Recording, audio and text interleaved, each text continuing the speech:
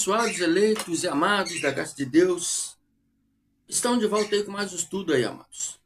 Eu peço a vocês, meus amados, meus irmãos, que me seguem aí, façam uma visita lá no canal Expondo a Graça do meu irmão Giovanni de Oliveira Alves.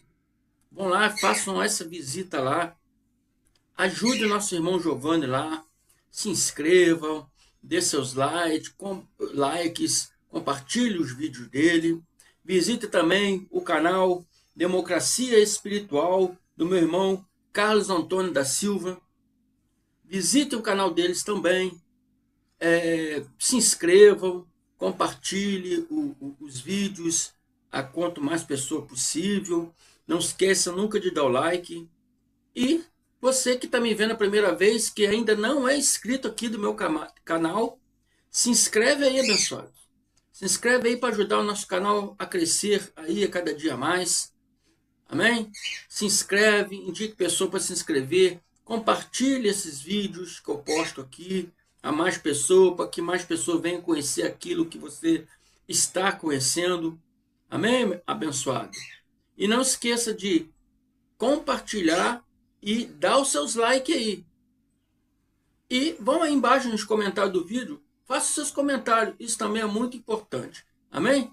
Então eu agradeço a todos vocês aí por isso. Estamos aí, mais uma vez, com mais um estudo aí, um tema ainda que os irmãos do sistema religioso ainda se confundem muito, os chamados pastores do sistema religioso ainda se confundem muito. Um dia um irmão me perguntou, por que você faz assim, abençoado? Entre aspas, meu irmão. Quando eu falo pastores, igrejas, são entre aspas, porque pastores, né? Não existe pastores. Esse dia eu vi um comentário, uma discussão evangélica do irmão falando, não existe pastora. Não existe pastora, mas também não existe pastor. Há um só pastor. E o Cristo disse, quando estava em terra, o Yahweh Shalom, ele disse, é Deus que está no céu. Ele é nosso pastor, nosso pai, nosso mestre, ele é tudo. Amém? Então nós aqui, pregadores da graça, nós não nos intitulamos como pastores. Amém? Somos ministros da palavra. Sou o irmão André. Amém? Não nos intitulamos, porque pastor é só um, Deus está no céu. Amém? Quando eu faço entre aspas, é por isso que eu faço entre aspas, que pastores é Deus que está no céu. Entre aspas para a igreja, porque a igreja, verdadeira igreja, somos nós. Quando nos reunimos para estudar a palavra, né, que foi ensinada pelo Cristo, segundo o seu evangelho, o evangelho da graça de Deus. Então quando nós nos reunimos, formamos a igreja, o corpo de Cristo. Então, igreja, quando eu faço assim, não é igreja de pedra, né? 4 paredes, um teto, mais pessoas. Amém? Então, é isso aí. O tema desse estudo é muito confundido ainda entre o sistema religioso, evangélico, muitos pastores ensinam errado, e é a causa do arrebatamento. Então, o tema desse estudo é o arrebatamento de Mateus 24, 37. Não é para o céu. Eles pegam essa passagem, esse versículo, no capítulo 24, 37, e ensinam que é um arrebatamento para o céu. Não, está errado. Esse arrebatamento aqui não está se referindo a um arrebatamento para o céu. É isso que nós vamos ver hoje. Por isso eu falei aqui no título. O arrebatamento de Mateus 24, 37 não é para o céu. Quantos evangelhos acreditam num arrebatamento? Que os crentes irão para o céu e os incrédulos, né, ficarão aqui na terra. O dia do arrebatamento, né, os crentes irão para o céu e os incrédulos ficarão aqui na terra, aguardando a chegada do anticristo que virá, que seguinte, é uma coisa que não é bíblica, A Bíblia não fala sobre isso. É uma conjectura de pastores que não têm a verdade, né, como base de suas pregações. Amém? Bom, daria um bom filme, né? Um bom filme religioso, um bom filme evangélico. Mas, infelizmente, meus amados, não é a realidade da nossa vida. E a Bíblia não fala sobre isso. Amém?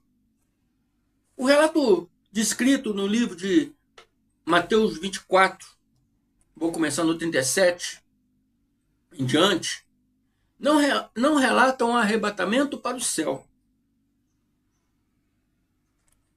A narrativa histórica aqui está se referindo à invasão de Jerusalém pelos romanos.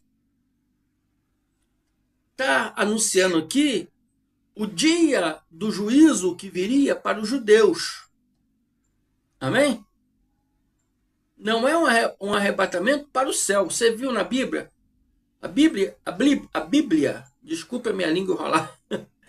A Bíblia, no dia que você que já leu aí sobre o dia da invasão dos romanos em Jerusalém, você viu na Bíblia aí, a Bíblia falar que as pessoas sumiram, igual aquele filme Deixar para Trás, as pessoas sumiram e foram levados arrebatados para o céu. Você viu isso escrito na Bíblia? Não existe isso. Não existe isso. Amém? Então, abençoados, vamos começar aqui, Mateus 24, 37. Vou ler até o 44, né? E ele diz aqui sim. Pois assim, como foi nos dias de Noé, também será a vinda do Filho do Homem. Observe. Observe. Observe o que Yahshua, o Jesus homem, né, em carne, estava ensinando para eles. Ele disse que, pois assim como foi nos dias de Noé, também será a vinda do Filho do Homem. Yahshua compara, né, os acontecimentos do dia de Noé, que viria na vida daqueles povos que viveu na época de Noé. Ele compara aqueles acontecimentos da vida daqueles povos na época de Noé aos dias dele. Ele faz uma comparação aos dias dele. A palavra está referindo em um período de juízo que houve nos dias de Noé. O dilúvio foi um juízo. O dilúvio foi um juízo. Vocês já meditaram sobre isso? Vocês já observaram isso? Que o dilúvio foi um tipo de juízo para aquele povo daquela época? Um povo desleixado, um povo relaxado, um povo despreocupado com Deus, despreocupado com a vida espiritual, um povo totalmente, né, despreocupado com tudo que estava acontecendo nos dias deles. Amém? E nos dias de Noé, o dilúvio foi um juízo para esse povo. Esse povo que não queria nada, né, em ter, né, uma espiritualidade, de ter assim um aproximamento com Deus, de ter um compromisso com Deus. O povo estava mais preocupado com as suas ações carnais, com os seus desejos carnais, né, do que ter um compromisso com Deus. Então aquilo ali foi um juízo. O dilúvio foi um juízo para aqueles povos do dia de Noé. Na segunda vinda, na segunda parousia de Yahshua, o Cristo, Yahshua é o nome daquele homem judeu que as pessoas chamam de Jesus. O verdadeiro nome era Yahshua. Não é Yeshua, Yeshua, não. Isso aí é um nome novo que criaram aí, e desse mesmo nome nasceu o nome Jesus e Jesus, tá? O nome desse homem, desse Messias judeu, se chama Yahusha. Yah é o nome do Pai, do Criador. A Bíblia diz que ele recebeu o nome acima de todos os nomes. Recebeu o nome de Yah. A palavra Shá significa salva. Yah salva. Então aquele homem judeu, aquele Messias, né, que em grego é chamado de Cristo, ele recebeu o nome do Pai, um nome acima de todos os nomes. Você conhece alguma pessoa que chama Yahusha? Você conhece alguma pessoa que chama Jesus? Um monte. Então Jesus não pode ser o nome acima de todos os nomes, né? Mas Yahusha é o nome acima de todos os nomes, porque é o nome do Pai. Amém? Então aquele homem, Yahusha, estou explicando que tem pessoas que estão a primeira vez aí. O que é esse Yahusha? O que é esse Yahusha? O que é? Yah é o verdadeiro nome do Criador. Amém? Tem vídeos aí no canal falando sobre isso. Yahusha é o nome do Messias. No dia dele, em carne, como um homem, ele estava dizendo que no dia do juízo, iria acontecer, né, um juízo igual aconteceu nos dias de Noé. É isso que ele estava querendo dizer. E ele diz, assim como foi nos dias de Noé, também será na vida do Filho do Homem, também será na minha vinda. Portanto, assim como nos dias anteriores ao dilúvio, o povo comiam, bebiam, casavam e davam-se em casamento, até o dia em que Noé entrou na arca, e não perceberam, senão quando veio o dilúvio e os levou a todos. Assim também será a vinda do Filho do Homem. É uma comparação. As pessoas estavam despreocupadas. As pessoas estavam não estavam querendo nada com espiritualidade, só estavam querendo viver a sua vida carnal, os seus desejos carnais. As pessoas não estavam querendo um compromisso com Deus. Tanto que eles estavam transgredindo. A Bíblia várias vezes, em vários versículos, mostra que os judeus eram transgressor da lei. Eles estavam transgredindo porque não queriam nada, não queriam um compromisso. Eles queriam viver as suas carnalidades. Então, o Yahusha está falando, vocês que estão me ouvindo, tenham um compromisso com Deus. Não fique querendo as suas carnalidades no lugar da espiritualidade. Porque nós somos um espírito. Nós somos um espírito, filho de Deus, criado desde antes a fundação do mundo. Viemos nessa terra, encarnamos nesse corpo físico. Oh, irmão André, encarnado é lá do espiritismo. Não. Eles podem até usar essa palavra. Mas encarnar é você, o espírito, entrar no corpo de carne. Então, nosso espírito entrou nesse corpo de carne aqui, né, o André aqui, bonitão, nessa pessoa bonitona, nessas mulheres bonitonas, nesses homens bonitão que estão me vendo. Mas o seu interior, o seu eu verdadeiro é espírito. Se nós somos espírito, importa servir a Deus em espírito. Porque Deus é espírito, é o Pai dos espíritos. Estão compreendendo? Nós não temos que viver a nossa carnalidade, os nossos desejos da carne. Mas temos que aprender a dominar esses desejos da carne e viver, né, no desejo do espírito. A Bíblia diz várias vezes que a carne milita contra o espírito e o espírito milita contra a carne. O espírito milita contra a carne, impedindo a carne de fazer aquilo que não agrada a Deus. E a carne milita contra o espírito, impedindo o espírito de fazer o bem, de fazer o que agrada a Deus. Essas pessoas aqui não estavam preocupadas com compromisso com Deus, não estavam preocupadas de fazer o bem. não estava preocupada de andar nos corretos caminhos. Então viria um juízo para eles. Os fariseus, que eram os doutores, né? Os doutores da lei, se diziam representantes de Deus, estavam mais preocupados em ganhar do que falar de Deus para as pessoas.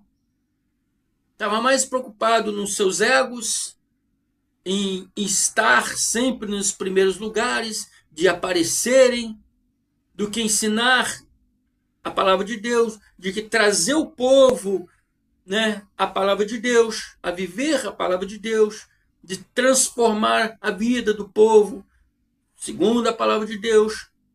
Porque a palavra de Deus tem que transformar. Se ela não te transforma, não é a palavra de Deus que está errada, mas é você que não está querendo ter um compromisso maior. Isso eu falo dentro da graça de Deus. Porque a palavra do sistema religioso, ela mais destrói do que transforma. A palavra do sistema religioso é condenação, é medo, é oposição, é o apontar de dedo. Eu estou falando da graça de Deus. A palavra da graça de Deus tem que te transformar, tem que te mudar. E isso não estava acontecendo na vida daquele povo daquela época, né? Eles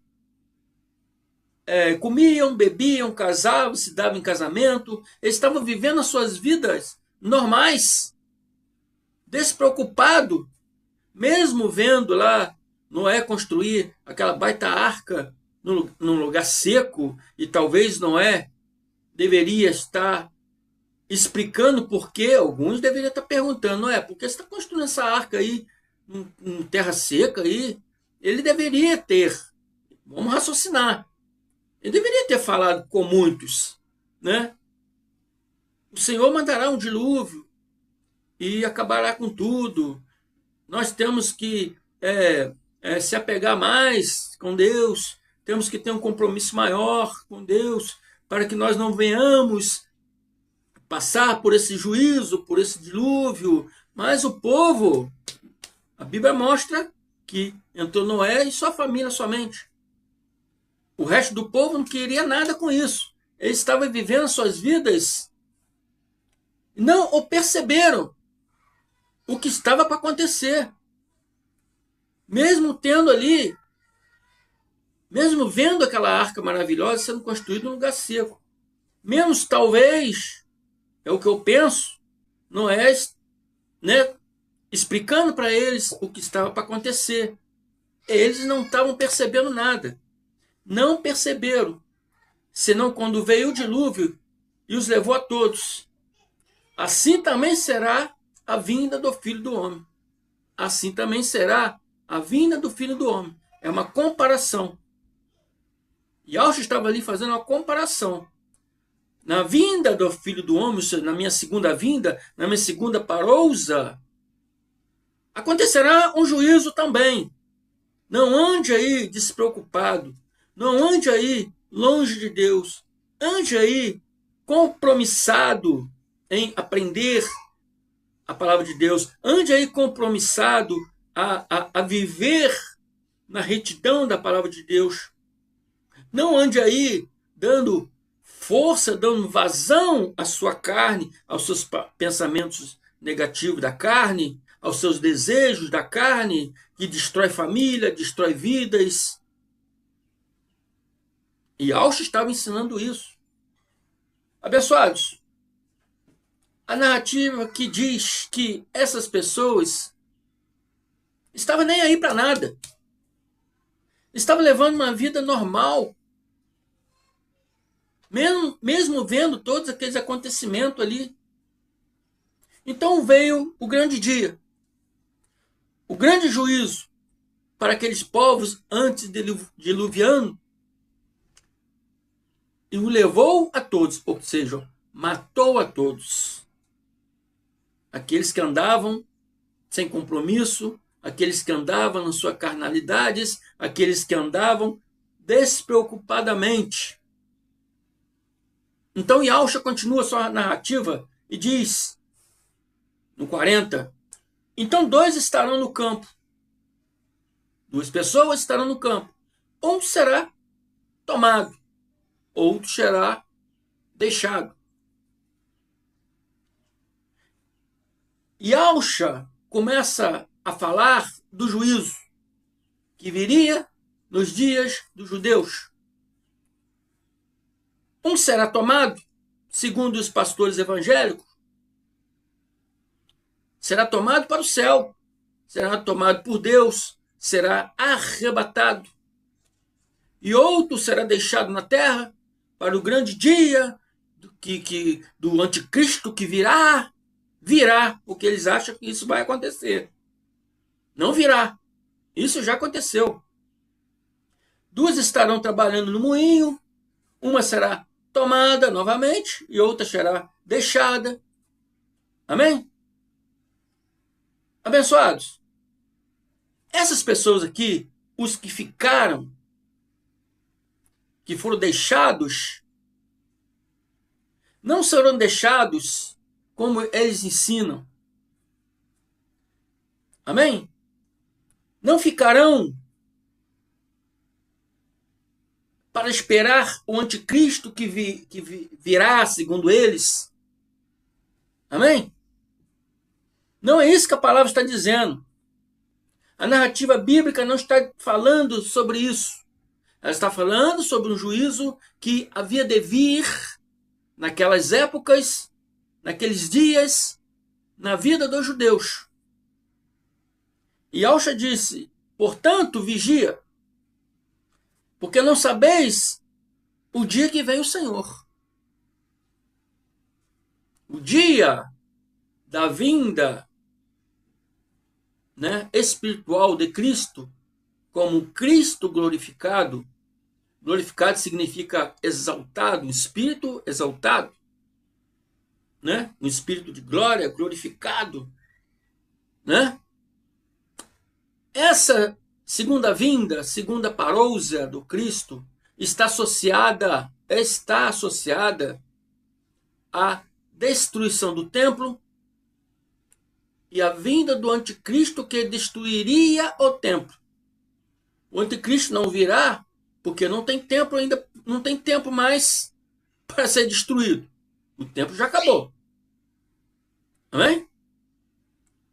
Se o tempo não existe mais, mostra para você que toda essa narrativa histórica que Alcha está ensinando aqui já passou. Amém? Já passou. O templo foi destruído quando? Em 70 DC. Por quem? Pelo anticristo. Anticristo é um homem que era antes, Anticristo, quer dizer, que não queria saber, que não gostava, que não queria saber de nada do Cristo. Um homem que tinha suas próprias convicções religiosas. Amém? Os pastores chamam de anticristo. A Bíblia, muitas vezes, ela fala anticristo. Anticristo é aquela pessoa que não quer saber do Cristo. Por isso é anticristo. Anti-reforma. É uma pessoa que não quer saber da reforma. Tá entendendo? Estou dando esses exemplos para você entender melhor. Entendeu? Então,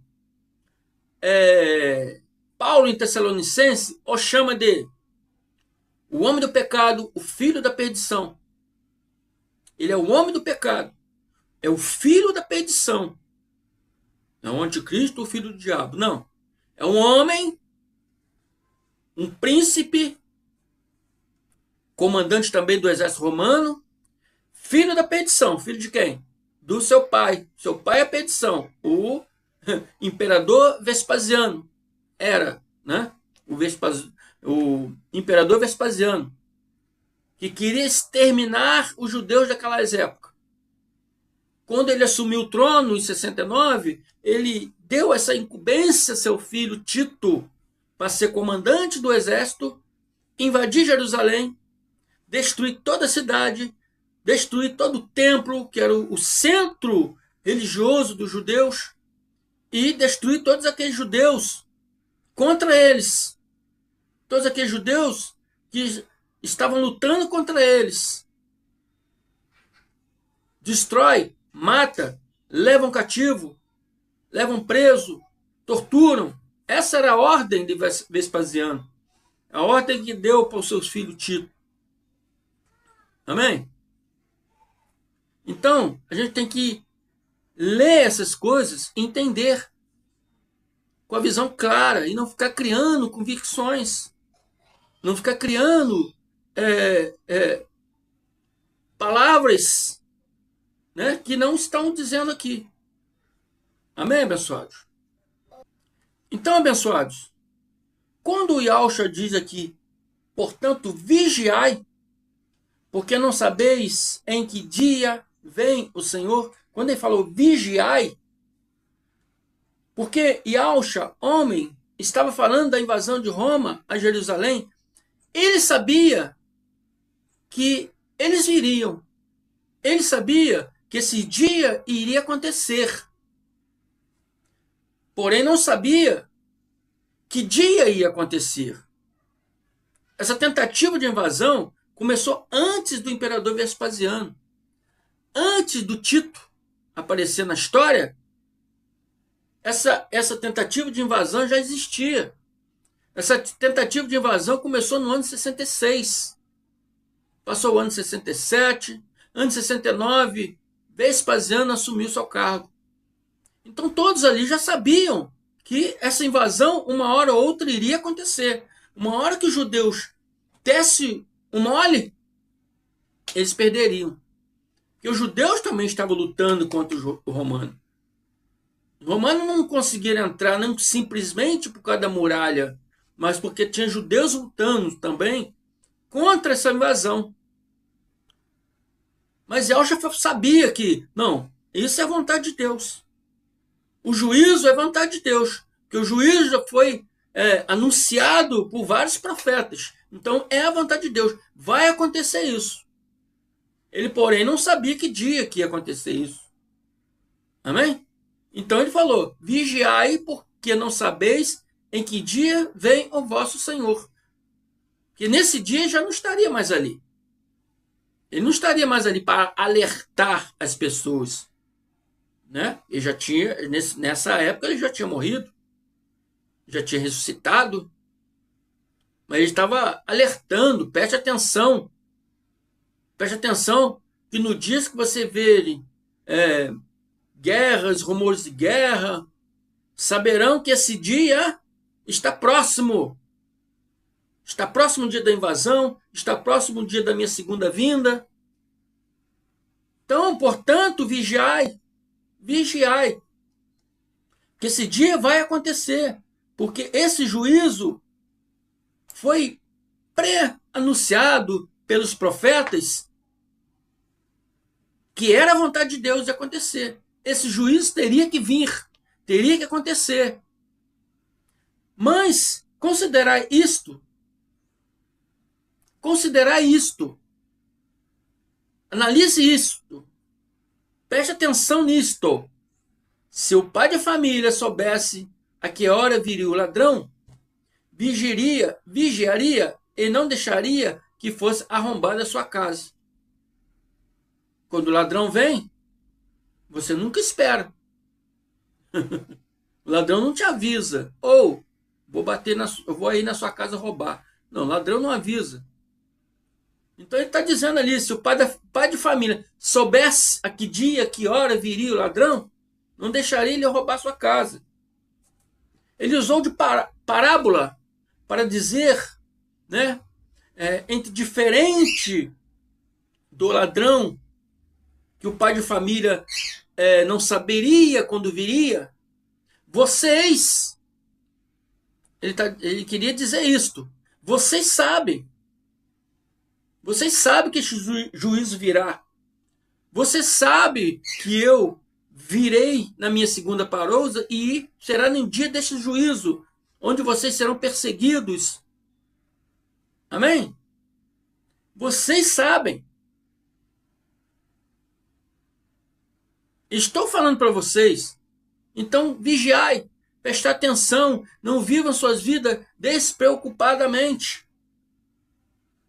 Yahshua estava falando para eles ficarem espertos, atentos, porque ele não estaria ali.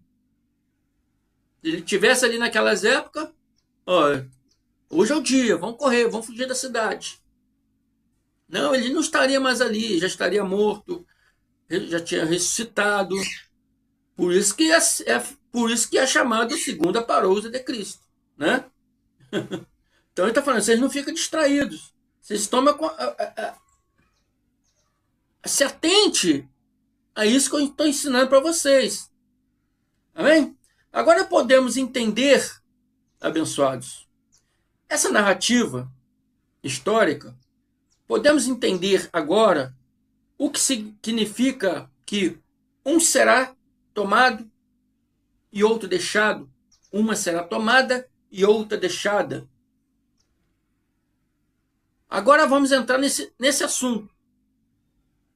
Eu expliquei para você todo o relato do que estava para acontecer e agora eu vou explicar para você o que significa a palavra um será tomado e outro será deixado. Uma será tomada e outra será deixada. Vou explicar para vocês agora o que significa isso. Tomadas por Deus no arrebatamento para o céu, como ensina os seus pastores, não abençoados. A narrativa história diz que seriam tomados ou arrebatados em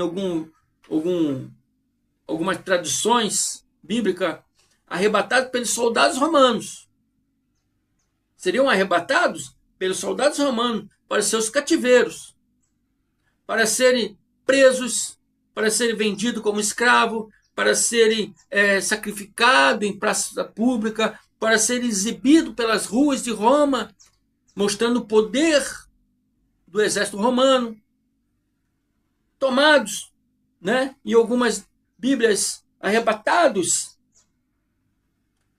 para ser levado como prisioneiro pelos romanos. Amém? Amém, abençoados?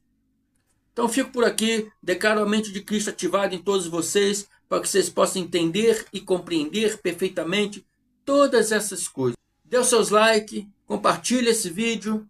Amém? Se já são inscritos, continue aí conosco, abençoados. Continua enviando pessoas para se inscreverem. Muito obrigado a todos vocês. Fico por aqui. Até a próxima. Graça e paz.